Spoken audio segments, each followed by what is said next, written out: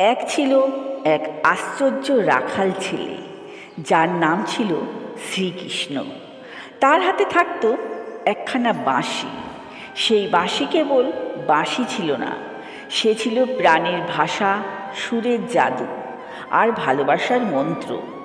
যমুনার কূলে বৃন্দাবনের সবুজ ঘাসে যখনই সে বাঁশি বাজাত, ব্রজের গোপ গোপী, পশু পাখি, এমনকি বাতাসও যেন মন মুগ্ধ হয়ে যেত।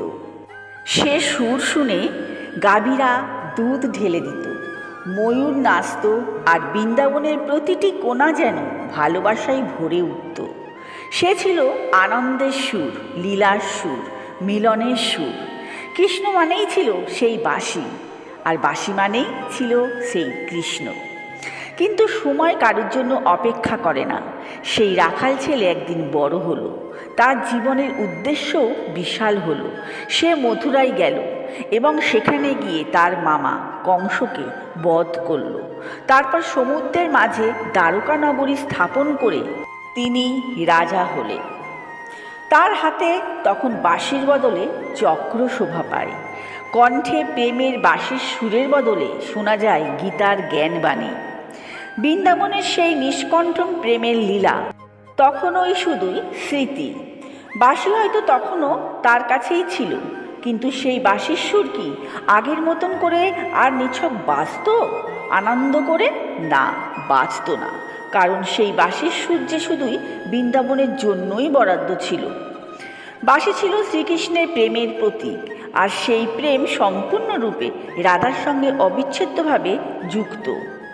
বাঁশির সুর ছিল রাধা এবং গোপীদের প্রতি কৃষ্ণের আহ্বানের সুর, তাদের ভালোবাসার সুর, গভীরতম প্রকাশ।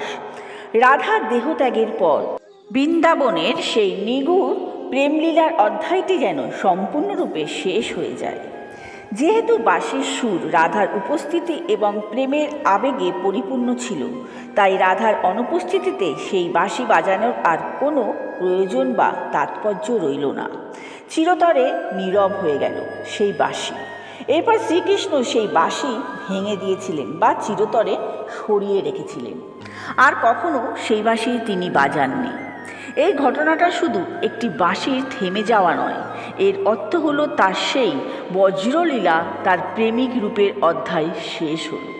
শ্রীকৃষ্ণের বাঁশি ছিল তার প্রেমের প্রতীক। বাঁশির নীরবতা রাধাকৃষ্ণের ভালোবাসার এক নীরব সাক্ষী হয়ে উঠল।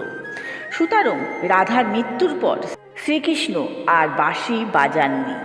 এই কারণটি অত্যন্ত যুক্তিযুক্ত এবং বহু ভক্তের হৃদয়ে গভীর বিশ্বাস স্থাপন করে আছে।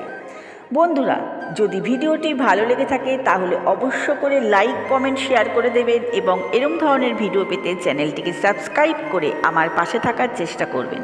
আজ এই পর্যন্ত, আবার অন্য কোনো দিন আসবো এরম ধরনের ভিডিও নিয়ে। আপনারা ভালো থাকুন, সুস্থ থাকুন।